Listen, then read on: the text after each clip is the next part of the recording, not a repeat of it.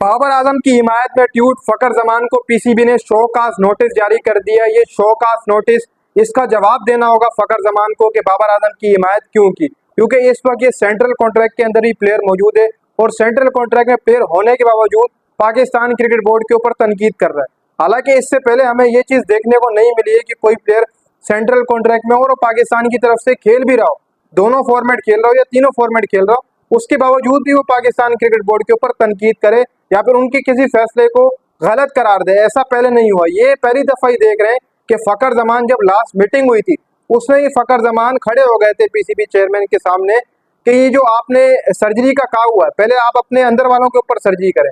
जो आपके ऑफिशियल्स हैं वो सारे के सारे खराब हैं, पहले आप इनको भगाएं फिर प्लेयरों के ऊपर आना, सारा कसूर इन्हीं का ही। ये फकर जमान ने उस मीटिंग में कहा था। अब वो तो बात खत्म हो गई। अब पीसीबी ने खुद कह दिया था कि आपने खुलकर ही बोलना है, तो फकर जमान ने कहा कि अब मैं खुलकर ही बोलूंगा। अब अगला चैलेंज फकर जमान का ये था कि कहीं बाबर आजम को ड्रॉप कर दिया, फकर जमान मैदान में आ गया कि भाई विराट कोहली की जो परफॉर्मेंस थी आपने देखी 3 साल वो भी नाकाम रहा, लेकिन बीसीसीआई उसे बैक कराया। ये बात वाकई में हकीकत है। बहुत प्रोपोगेंडा चला था भारतीय मीडिया की तरफ से कि विराट कोहली को ड्रॉप करो, जैसे बाबर आजम के ऊपर चल रहा है फिल्म।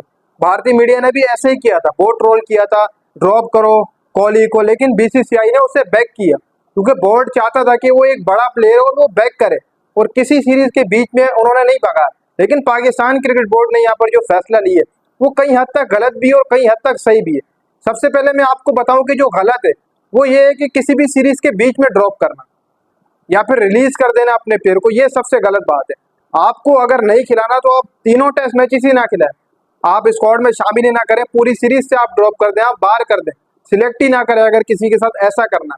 फिर आपका एक मेन और बड़ा प्लेयर है, फिर आप उसको खिलाते हैं पहला टेस्ट, दूसरे टेस्ट से आप उसको बाहर कर देते हैं, ये बिल्कुल गलत था। अगर पीसीबी ने एक्शन लेना ही था बाबर आजम के ऊपर तो वो पहला टेस्ट भी ना खिलाते, वो तीनों के तीनों टेस्ट मैचेस के अंदर बाबर आजम को आराम देते, घर भेज देते, इसके ऊपर इतना वो नहीं जाता। लेकिन कुछ लोगों का यही कहना है कि ये चीज गलत है।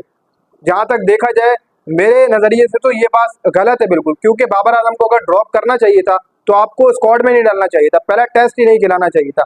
अब जहां तक फकर जमान की बात है, फकर जमान मुझे लगता है कि शायद अब मजीद क्रिकेट नहीं खेलना चाहते हैं।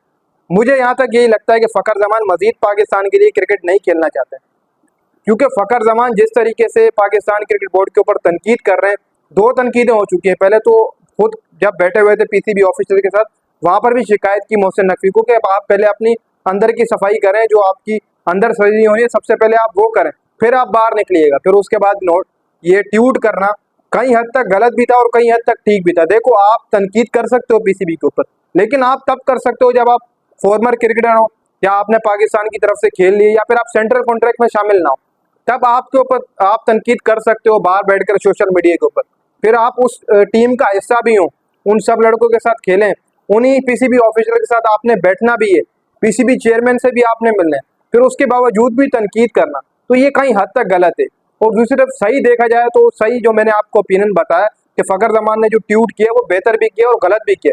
गलत ये था कि वो साथ में मिलकर बैठ भी रहे फिर उनके खिलाफ तनकीद भी कर रहे हैं। आप उन्हीं ऑफिशियल के साथ बैठना है, वही पीसीबी चेयरमैन होंगे, वही खिलाड़ी होंगे, वही ऑफिशियल्स होंगे, आपने उन्हीं के साथ बैठना है, मजीद भी खेलना है, तो कहीं ना कहीं पर ऐसी चीजें आपके करियर को खराब कर सकती है। लेकिन फकर जमान ने साफ साफ कहा हुआ है कि मैं मजीद मेरी 2 या 3 साल क्रिकेट है, मैं क्यों ना ये जो गंद है क्रिकेट के अंदर इसको खत्म करके जाऊं। और मेरे हिसाब से फकर जमान दूसरी जगह ठीक भी है, वो अगर ये गंद साफ करना चाहते हैं जो मचा हुआ है पाकिस्तान क्रिकेट के अंदर।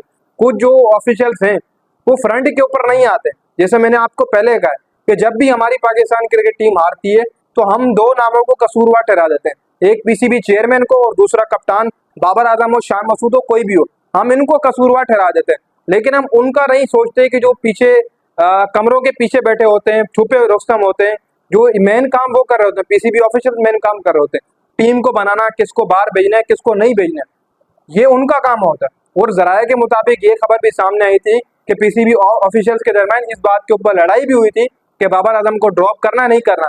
कुछ ने कहा कि बाबर आजम को ड्रॉप नहीं करना है बिल्कुल भी, कुछ ने कहा तो बाबर को ड्रॉप कर देते क्या। इसके ऊपर भी थोड़ा बहुत अवेला मचा था, पीसीबी हेडक्वार्टर के अंदर थोड़ी बहुत बातचीत हुई थी, इसके ऊपर आपस में जो है वो गर्म हो गए थे पीसीबी ऑफिशियल्स, ये खबर थी। लेकिन अब यहाँ पर शोकाज नोटिस जारी कर दिया गया फकर जमान को। फकर जमान अपनी मजीद क्रिकेट जारी रखेंगे, सारी रखेंगे, लेकिन उन्होंने 3 साल बोला है कि मैं क्रिकेट खेलूंगा। 3 साल मेरे बहुत है, मैं इसमें खेलूंगा। और वाकई में देखा जाए तो सही बोला, 3-4 साल आप जब एक अच्छे प्लेयर होते हैं तो आप 40, 42, 41 तक आप ना जाए तो बेटर है। जब आप बुरे प्लेयर होते हैं तो आप लंबा टाइम लेते हैं। इसलिए फकर जमान एक बेहतरीन प्लेयर है, पाकिस्तान का मैच विनर प्लेयर है। इसलिए उसने कहा है कि मैं 2-3 साल खेलूँ, उसको पता है कि मैं मैच विनर हूँ, मैं बोल सकता हूँ, वो तभी बोल रहा है।